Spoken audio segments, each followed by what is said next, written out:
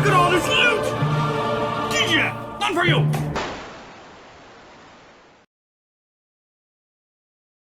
Welcome back, I'm Captain Xavier, and today I'm going to be showing off some more of the stuff that Zaurko sent me, because the box just never seems to run out of stuff. Today we have some items that kind of went into what I was originally trying to get from him, which was holster mounts for my Dianas. And in addition to the mounts that go on the Dianas so that they can lock into holsters, Zaurko did in fact have holsters themselves. And these are Molly compatible, so they've got a Molly loop back here, Molly, the thing that goes through to lock it into place. It goes on a single one rather than two. I have seen ones that used two. This one uses a single one, so it's can be put into more places more easily.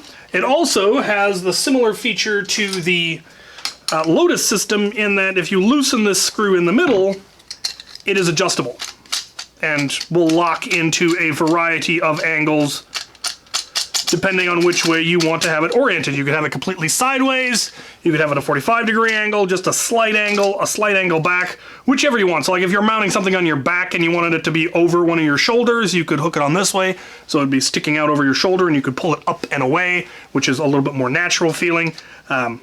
If you wanted it mounted on the small of your back this way, you could do that.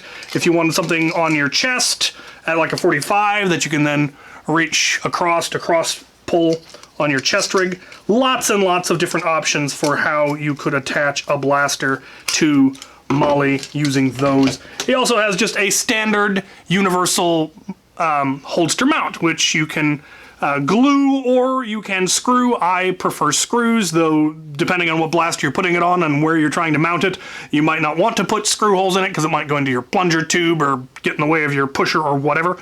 But it does have that option if you want it to be a little bit more secure. Obviously you could cut the bolts shorter enough so that they don't interfere with the internals but still give you a little more grip onto the side of your blaster. Last thing you want is your holster blaster just popping off because you just used glue and it gave way. I don't trust glue. So those are lovely, very simple, very minimalist, and I do appreciate that.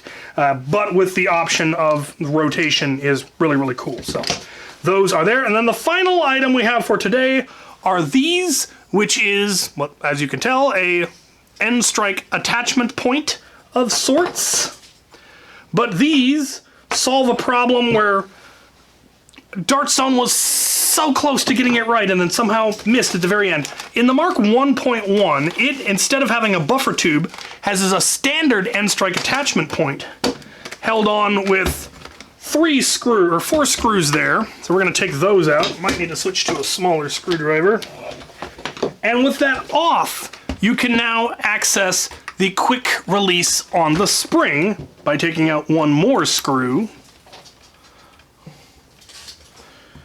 Now you can twist and pull and access the main spring, which is super handy, super cool, but it's really awkward when you have to go through all of those other steps to get to it. Why not make it really easily accessible? That's kind of the whole point. That is a really short and weak spring on this. This must have been modded down to a low power. Anyway, this replaces that original cap, goes on there, uses the original screws, so you don't need any additional hardware to hold it on, and has a cutout on this side, so you can still put in that retention spring if you want it, but now you have access to the spring without having to take this end cap off, which is just so much nicer.